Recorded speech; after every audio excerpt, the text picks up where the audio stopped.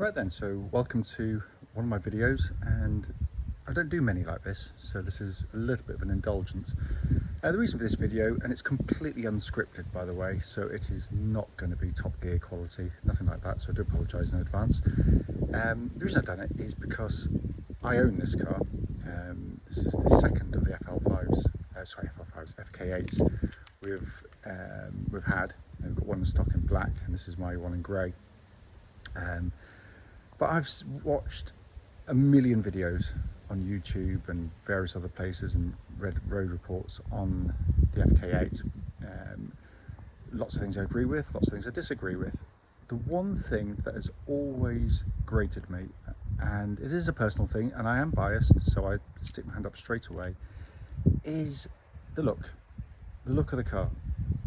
Now, I've always thought that any car that's interesting in my eyes polarizes opinion, which makes this possibly the most interesting car in the world in lots of ways, because it really does polarize opinion. My take of it is this: I've had this car now for 2 days. I've stopped at 3 different places, and at all of those places people have come up to me and said, wow, what a car. Very friendly, very nice, no one's thrown eggs at me, no one's avoided me. It's, you know, it's been the erection for the car. When I look at it myself, when I take it in, it's one of those cars I look back at because I love it. I love the car, I love the stance of the car. Now, the criticisms I've read over and listened to over and over again, all the words that have come out: juvenile, a mess, cluttered, just a mess, you know, whatever you want to call it. You know, I've watched one this morning where the chap said, try and avoid looking in windows as you pass by, seeing a reflection of the car. But I must be missing something, because to me this is a hot hatch. Hot hatches should be outrageous in my eyes. They should be interesting to look at, they should be sporty, they should be racy, they should have something that makes you sort of, your heart skip a bit. Goodness me, if this doesn't do it for people, I just don't know what does.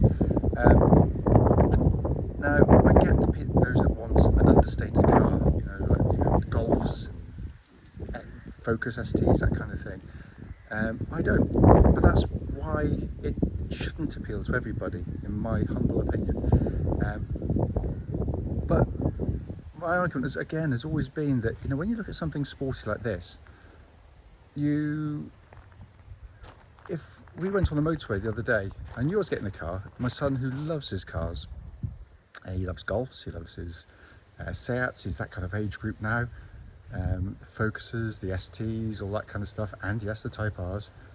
And we drove down the motorway and I said to him, oh, look at that Golf R. And he said, oh yeah, that's nice. It wasn't, it was a standard petrol one, some sort of 1.4, 1.6, whatever they are these days. And I said, that kind of proves my point. I can't work out, you know, I know if you know your Golfs, you're going to know what they look like, you know the telltale signs.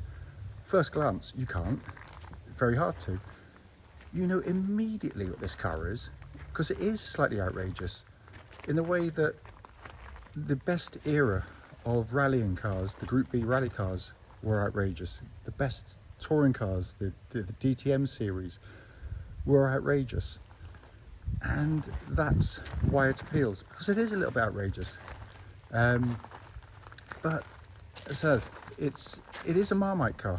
I don't subscribe to the argument that, you know, a lot of the road testers sort of had about the car initially, because they always do the same thing. It's their personal opinion. They don't want to be embarrassed, stand out from the crowd and say, oh, I really love it, when everyone else is saying, oh, it's a bit juvenile, it's a bit childish, it's a bit this. It isn't. It's absolutely stunning. But that's my personal take. And I said, I know that's going to differ from other people. But I look at that car and I said, if you parked, I really wish I had one. If I had something like a Golf R or a Leon, or Cooper, whatever they call them, Megane, Focus, park them side by side. They look so ordinary, so much like the base models, and this doesn't. It's got so many things. When you're at the front, it looks wide. It looks like it's sat literally on the tarmac, low to the ground, like a proper race car should be. It's a car that if it came in your wing mirrors, you would see it straight away. It's got kind of, you know, the right kind of aggressive look at the front without being kind of ostentatious or over the top. The bits that flow, they've got the, you know, the air dam at the bottom there, but it looks like an air dam. You know, even if it's not doing a great deal, I'm sure it is, but it looks like one. It adds to the look of the car. You've got obviously the bonnet scoop, which looks fantastic on it. You've got the lovely sort of rise on the front wing there, which lifts up. The wheels look fantastic on the car with the red pipeline going all through the car, through the carbon effect. A bit down the bottom of the car. You've got the air intakes, for want of a better expression, on the side there, which again, it just, you know, whether they serve a purpose or not, they do serve a purpose. It doesn't have to be aerodynamic, it can be visual. So there's nothing wrong with doing that. That's the thing that gets me. It doesn't have to do something. Ferrari, when they style their cars, don't do everything for function. They do it for, you know, beauty or shock value, you know, one or the other. Koenigsegg do the same thing. But Honda seemingly aren't allowed to get away with it. And then around the back of the car, again, you know, I think on the back of the car, I've never particularly liked those big rectangular or whatever shape that is, plastic bits on either side. But actually it works on the Type R, less so on the base models. The big spoiler on the back, the whole thing just, you know, shouts hot hatch, unashamedly hot hatch, and I think it's to the car's credit. It's not that I don't like the FL5, I think it's a lovely looking car, it's got a lovely stance, it's, you know, and, you know, it's easy to, oh, it's for the more mature drivers, for those that don't want, it may well be, that's absolutely fine, and I'd happily drive the car. It's a wonderful machine by all accounts, but I like my hot hatches loud and proud in that way. I just think it's stunning, absolutely stunning. To continue the theme, when you come inside the car, excuse the mud on the carpet, my son's size 10s unfortunately from last night. Again, you know immediately you're looking at a Type R inside, but I've always said, and this is, you know, there are criticisms of the car, I've always thought the dashboard looks a bit of a mess from this sort of angle and from the other side getting in as well. But as I mentioned in the video I did recently on the black one, when you're sat behind the steering wheel, which I'll show in a minute, it all suddenly makes sense actually. So inside the car, obviously there's been a gazillion videos of Type Rs. I'm not going to sort of labour the point. I mean, sat in the car, you do feel pretty special. The red, the black, all looks lovely. The dash design, again, just very pleasing to the eye. Criticisms, few. There are some. If I'm brutally honest, and this is a really trivial one, I hate the graphics for the fuel gauge there. I can never quite work out how much fuel's in the car. I know you've got a little yellow line there which tells you, and it's fairly obvious when you've used it a couple of times, but I think it's just overcomplicated. I don't like the shape of it either. I just wish it was by itself, black, white dials. You could put red somewhere, but not on the far side. Speedo and rev counter. It's just simple. It's just so easy to use. Switch gear, complicated on the steering wheel. On the left-hand side, the right-hand side is dead easy. It's just for the cruise control. Then that's fairly straightforward. I'm not a fan of the volume control for the radio on the side. It just feels a bit sharp on the edges. Again, it's just something about the switches they use. All very high quality, all very nicely put together. And then the much maligned infotainment system, which, yeah, it's a little bit slow-witted, I have to say. It doesn't respond massively quickly. But if you get, you know, if you get your head around the fact that it's not going to be instant, you press a button, wait for a second, it changes and does the things you want it to do. It's absolutely fine. I don't find it annoys or frustrates, or thus far anyway. The other bits are just absolutely fantastic, of course. But you know, when you're sitting in the car, the driving position's absolutely perfect. You can't fail to find a good position to drive the car. So on to a drive in the car. Again, you know, it's pointless in this video at least going into kind of full road test mode where measure 0 to 60 times and how many G's it'll pull, lap times, that kind of stuff, mostly because I've got none of the measuring equipment and I haven't got a track to use to do it.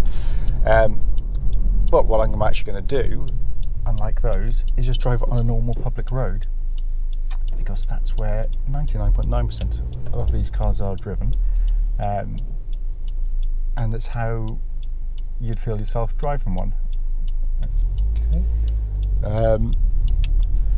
First things first, it is that feeling when you get in the cars, as when I sat in a minute ago. Your driving position is fantastic. This is, ultimately it's Honda Civic, so you've got an incredibly practical car, limited by the fact that it's 4 seats rather than 5, obviously, on the Type Rs. But in terms of space, it's ridiculously practical as a family car. So if you want a sporty family car, it's simply brilliant. Huge boot, huge practicality. But the argument is, of course, but it's going to be way too uncomfortable to have yourself and your passengers in the car. No, utter cobblers.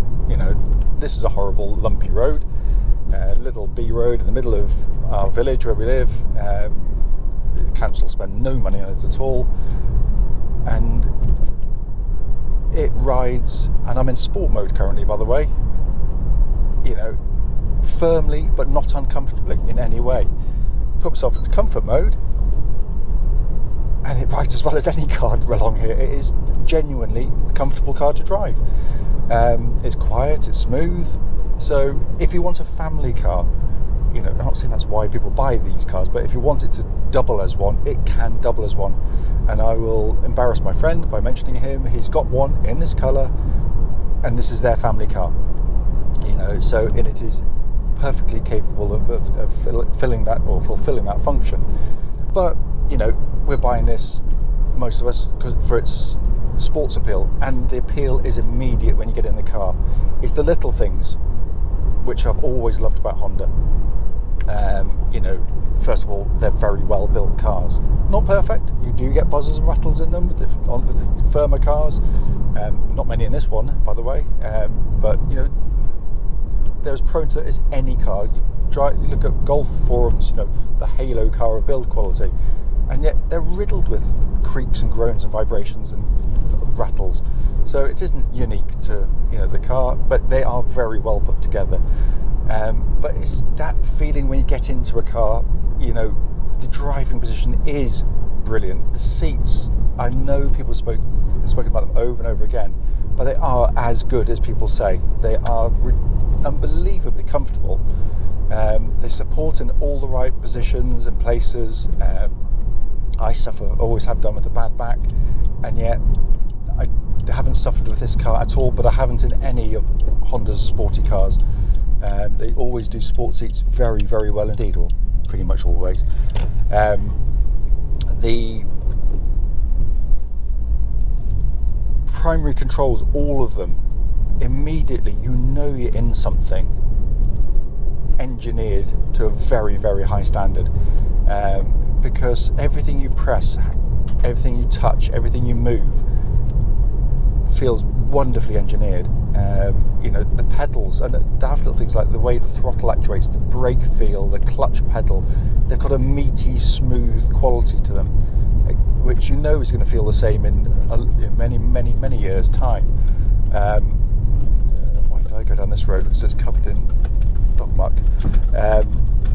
See, someone waved at me. They didn't hold a crucifix up, so it didn't annoy or offend that chap in any way. So that was good.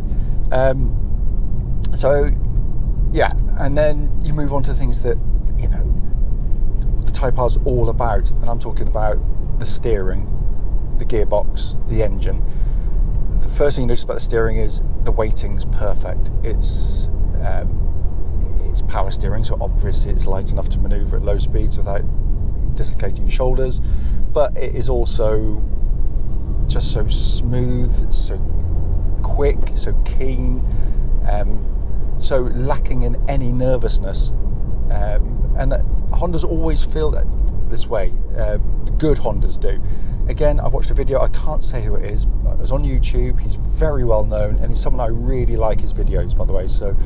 And he was driving the earlier version, the first generation the Civic Type R, and he was saying how the steering felt kind of slightly numb and heavy. He said, but he also mentioned the fact that the original NSX feels the same, so they don't always do great steering. Unfortunately, what it kind of lost with that is the fact that when you lean on the car, that heaviness, that slight slowness in some ways is your friend.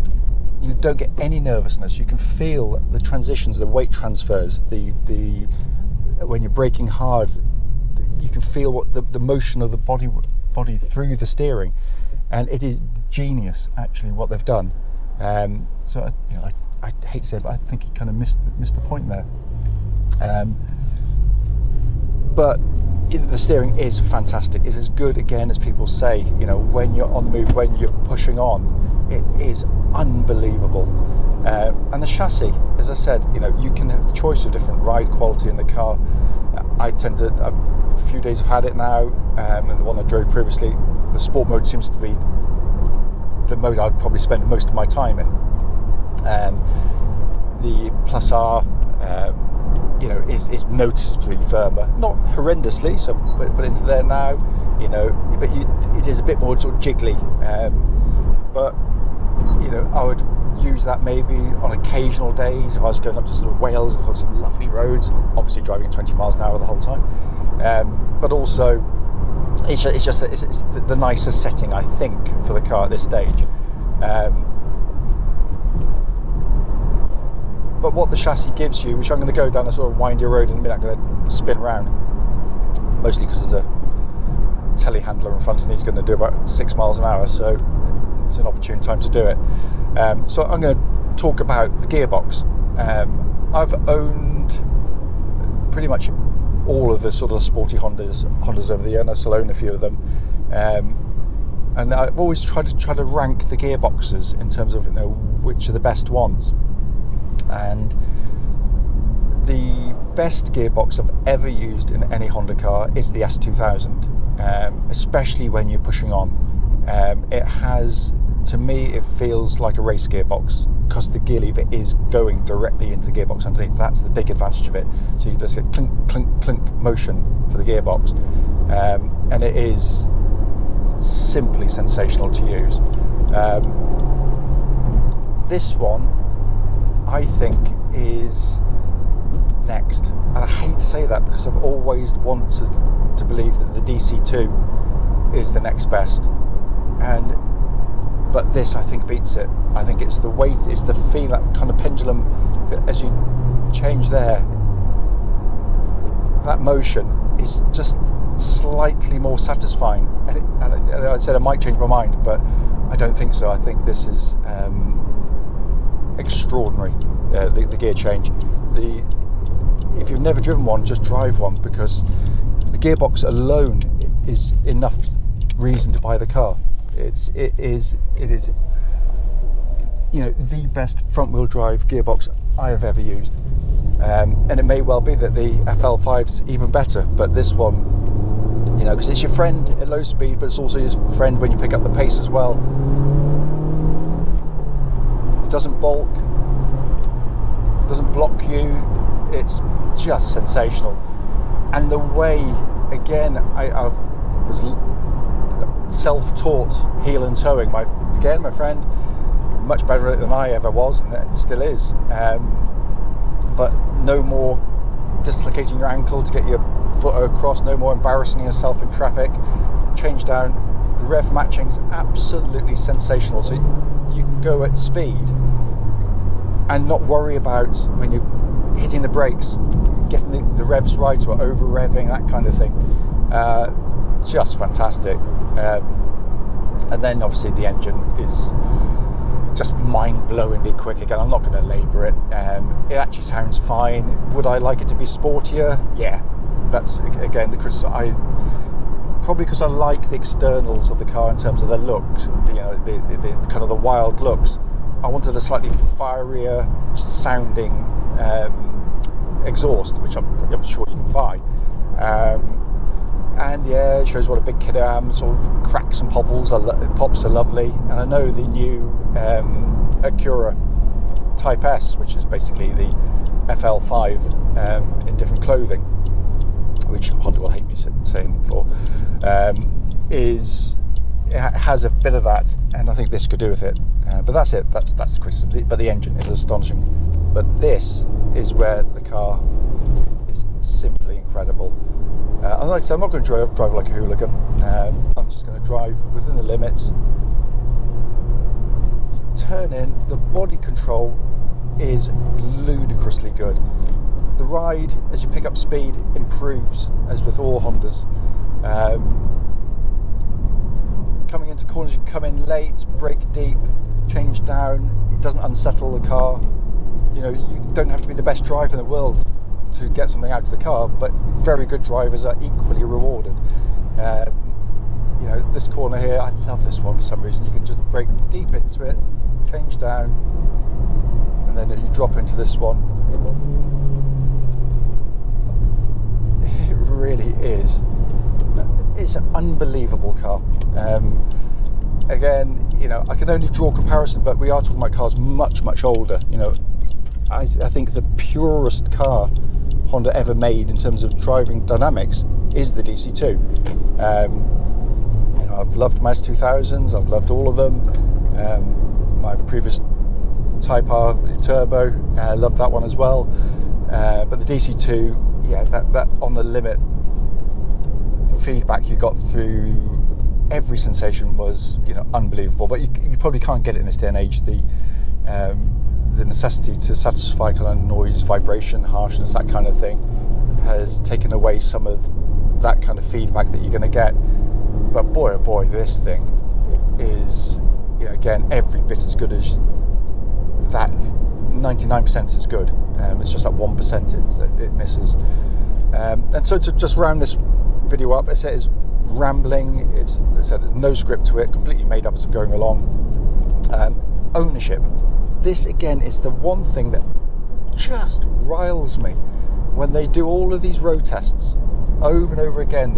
Obviously they're basing it on new cars, but there has to be taken into account surely the fact that the reputation of the manufacturer in question as to how durable, how reliable, what is it going to be like to own the cars, not just drive them.